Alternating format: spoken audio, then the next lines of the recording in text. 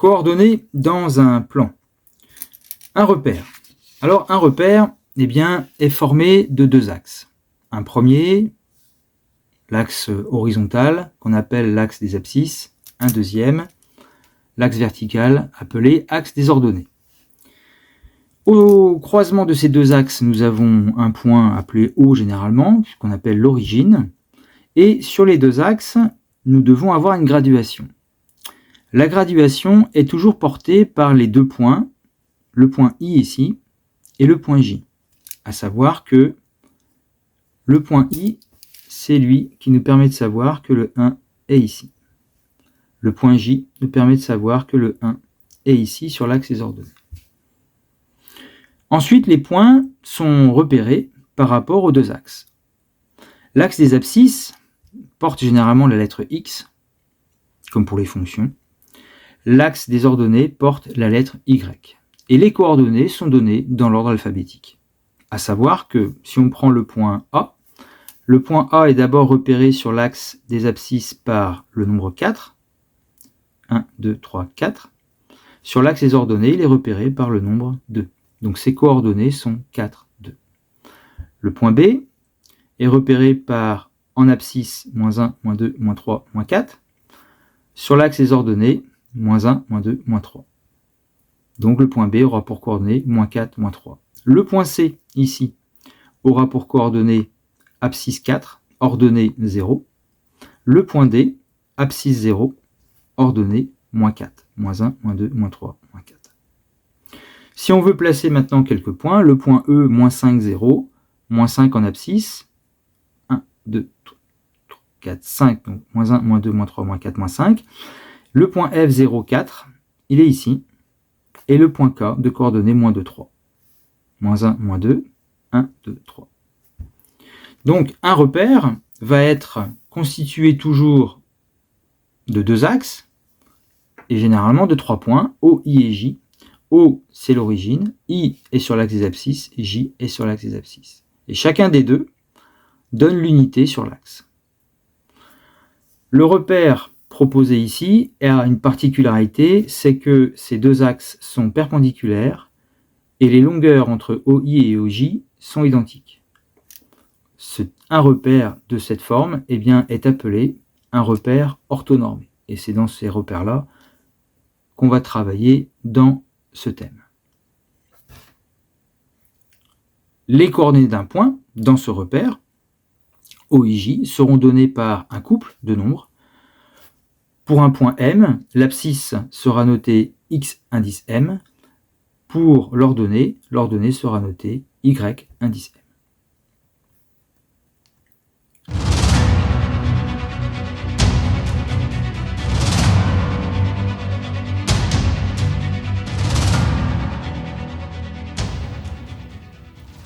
Pour calculer une distance entre deux points dans un repère orthonormé, nous avons une formule donnée par AB égale racine carrée de xb moins xa entre parenthèses au carré plus yb moins ya entre parenthèses au carré. On remarque déjà une chose. Dans chacune des parenthèses, dans la première, il n'y aura que les abscisses. Dans la deuxième parenthèse, il n'y aura que les ordonnées. Ensuite, on commence, dans la première et dans la deuxième, par le deuxième point, ici noté. AB, on commencera par xb dans la première parenthèse, yb dans la deuxième parenthèse. Un exemple, prenons dans un repère deux points, A et B, dont les coordonnées du point A sont 3,5, -2, le point B a pour coordonnées -2,5, -4, et calculons cette longueur entre A et B. Je vous ai écrit la formule, AB égale racine carrée de xb moins xa au carré plus yb moins ya au carré. Maintenant, l'abscisse du point B. L'abscisse du point B, c'est la première coordonnée, -2,5. Donc -2,5, moins l'abscisse du point A, c'est 3,5. L'ordonnée du point B, c'est -4, moins. L'ordonnée du point A, c'est -2. Donc on aura -4, moins -2. Ne pas oublier de mettre les carrés sur chacune des parenthèses. Les priorités vont aux parenthèses. -2,5, -3,5, ça fait -6. -4, -2, ça fait -2. Puis, chacune de ces deux valeurs sont mises au carré. -6 au carré fait 36. moins 2 au carré, moins 2 fois moins 2, ça fait 4. Et on termine le calcul. Racine carrée de 36 plus 4, ça fait racine carrée de 40. Voilà la valeur exacte. Valeur arrondie à la calculatrice, environ 6,32. Voilà pour l'application de la formule.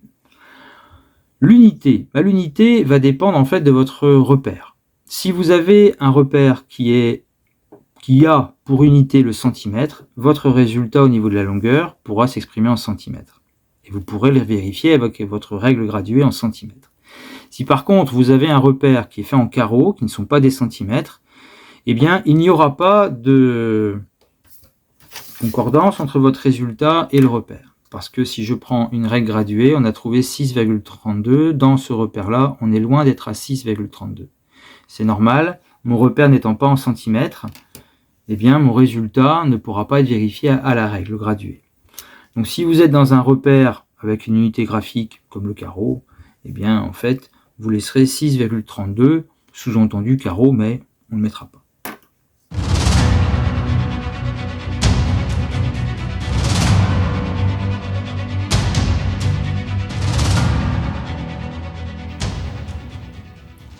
Comme explication de la formule qui permet de calculer la distance entre deux points, donnée par AB égale racine carrée de xb moins xa au carré plus yb moins ya au carré, eh bien on peut se ramener à un exemple où on a placé deux points A et B dans un repère.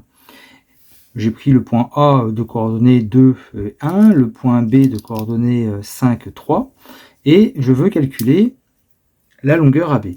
J'ai pris ici comme unité sur chaque axe le centimètre. J'ai placé un point K de telle sorte qu'avec le quadrillage, eh bien, le triangle ABK devienne un triangle rectangle.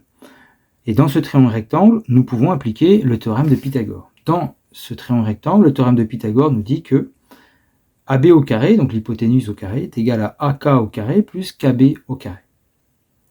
La longueur AK vaut 3 cm. La longueur BK vaut 2 cm. Donc, on remplace AB au carré égale 3 au carré plus 2 au carré. Nous continuons. AB au carré donc égale à 9 plus 4, ce qui fait 13. Si AB au carré est égal à 13, la longueur AB vaut racine carrée de 13. Maintenant, la formule. Quel est le lien entre la formule et le calcul que je viens de vous présenter?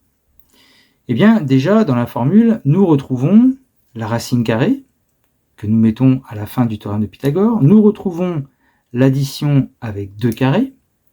Comme nous avons une addition avec 2 carrés dans le théorème de Pythagore.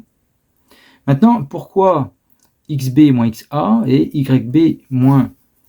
Pourquoi xb moins xa et yb moins ya dans cette formule? Eh bien, si on regarde la longueur bk ou ak, prenons la longueur ak. Nous avons dit qu'elle valait 3 cm. Et pour avoir ces 3 cm, en utilisant les coordonnées, eh bien, on peut remarquer que le point K est repéré par le nombre 5, le point A est repéré par le nombre 2. Et les 3 cm d'écart qu'il y a entre les deux s'obtient en faisant 5 moins 2. 5, c'est l'abscisse du point K, mais c'est aussi l'abscisse du point B. 2, c'est l'abscisse du point A. Donc 5 moins 2 correspond en fait à ce qu'on appelle xb moins xa. Et de la même manière pour les ordonnées.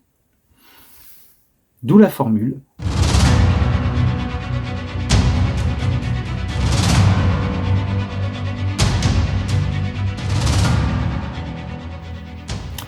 Une application du calcul de distance dans un contexte un peu géométrique. Dans un repère, nous avons placé 3 points. Le point A de coordonnées moins 2, 6, le point E de coordonnées 1, 5 et le point F de coordonnées moins 5, moins 3.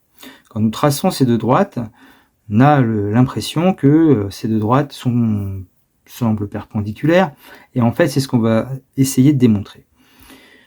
Démontrer qu'elles sont perpendiculaires, finalement, en rejoignant le point F et le point E par un segment, c'est en fait démontrer que le triangle est un triangle rectangle. Pour démontrer qu'un triangle est rectangle, la réciproque de Pythagore.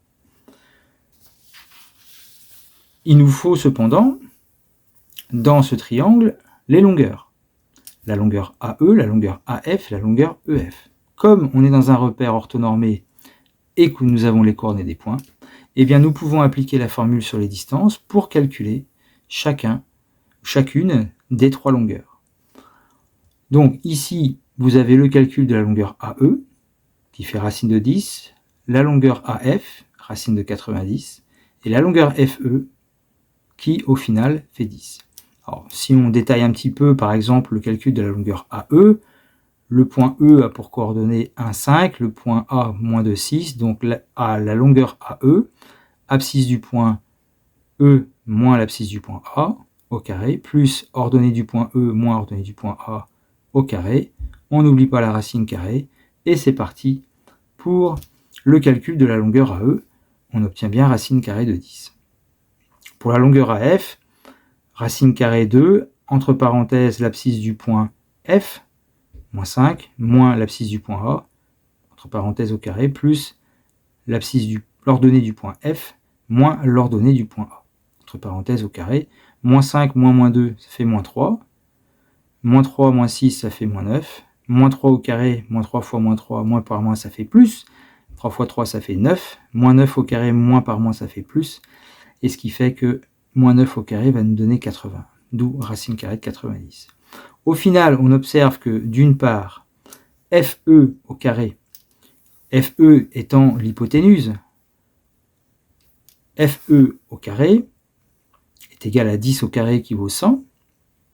D'autre part, AE au carré plus AF au carré, alors ça nous donne racine carrée de 10 au carré, ce qui fait 10, plus racine carrée de 90 au carré, ça fait 90. Quand on ajoute 90 et 10, on obtient la même valeur, 100. Donc, comme les deux quantités sont égales, d'après la réciproque du théorème de Pythagore, le triangle est rectangle en A. Donc, les droites sont bien perpendiculaires. Dans une question 3, un rappel de trigonométrie, puisque nous sommes maintenant dans un triangle rectangle, on peut, à l'aide de la trigonométrie de collège, calculer l'angle F ici. Comme on connaît les 3 longueurs, eh bien, on peut utiliser soit la formule du cosinus, du sinus ou de la tangente. Moi, j'ai utilisé le sinus. Alors, le sinus d'un angle se calcule en faisant le côté opposé à l'angle divisé par l'hypoténuse. L'hypoténuse, c'est EF. Le côté opposé, eh bien, le côté opposé à l'angle F, c'est la longueur AE.